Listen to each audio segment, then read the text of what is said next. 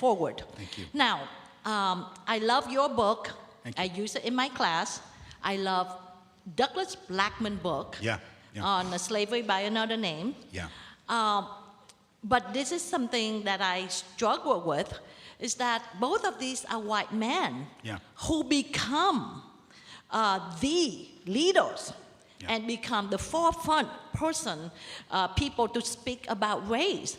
If it was a person of color preaching your message, criticizing white men and rich men and powerful men, if a person of color read this book and speak about this, would they have the same credibility? Would they have the same how they embrace you?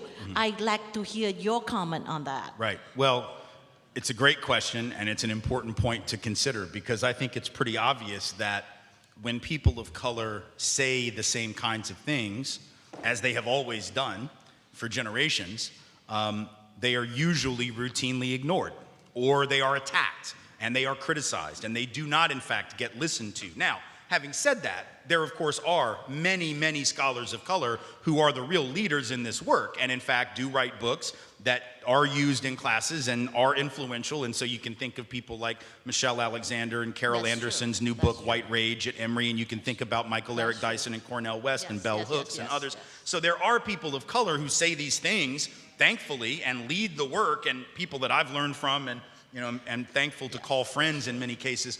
But absolutely, on average, right, it is certainly the case that when white folks challenge other white folks, it is far more likely to be heard than when black and brown folks challenge white folks, just like when men challenge other men around sexism. I have no doubt that there are men who can hear that more easily from another man than they can from a woman.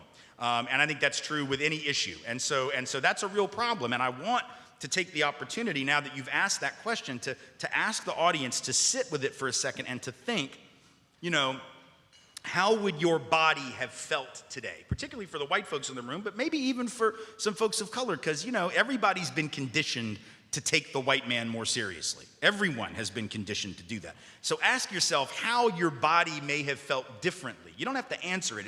I just want you to think about it.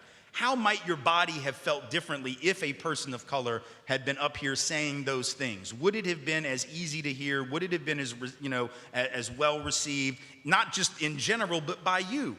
And before you answer, well, of course, because truth is truth, I really want you to sit with it, because we've all been conditioned to have a different reaction. When I get up and say the things I say, people can assume that it's not hateful, because after all, why would I be hating on my own group? But if a person of color does it, there's an assumption that, well, you hate white people and you're anti-white. And so I really want us to think about that. And I want all of you who came today, and I very much appreciate it, and I certainly want you to buy my books. That's why I brought them. But I want you to also buy the book White Rage by Carol Anderson, recent book, brilliant scholar at Emory. I want you to buy, Bell Hooks' work. I want you to buy the works of W.E.B. Du Bois. I want you to buy the works of Marie Matsuda and Charles Lawrence. I want you to buy the books of Ron Takaki. I want you to buy the books of scholars of color who have done so much of this work and usually been ignored for it.